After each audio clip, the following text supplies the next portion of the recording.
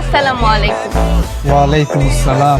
আসলে আপনাকে না আমি অনেক দিন ধরে দেখি, আপনাকে আমার অনেক পছন্দ। এই যে আমার নাম্বার, আপনি প্লিজ আমাকে জাস্ট একটা কল দিন, আমি আপনাকে প্রতিদিন সেহরিতে কল দিয়ে উঠাই দিব। আপনি নাম্বার নিয়ে আসছেন? ছি ছি ছি, আস্তাগফিরুল্লাহ আস্তাগফিরুল্লাহ।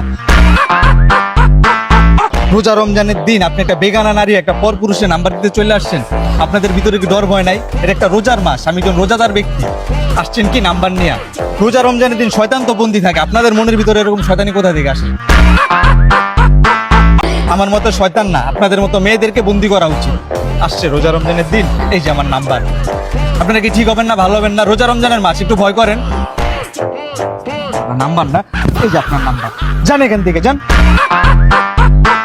আরেকটু হলে রোজাটা আমার হালকা করে দিন।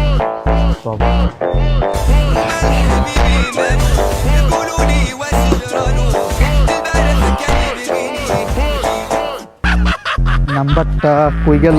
এই জায়গায় চালাইছিলাম। ভাই ভাই ভাই, এই জায়গায় একটা মাইয়ার নাম্বার লেখা ছিল, কাটে দেখছেন আশেপাশে? বুঝলাম না শেখ, আপনি রাত্রেবেলা রাস্তাঘাটে মাইয়ের নাম্বার খুঁজতেছেন? আরে মিয়া জ্ঞান দিন না মিয়া, মেয়ে তো দেখেন নাই মিয়া, সুন্দর আছিল নাম্বারটা। রমজানের দিনে শেখে আবার এটা কি দেখ খেলমা দেখাইল? ভাই আরে ভাই, ভাবছিলাম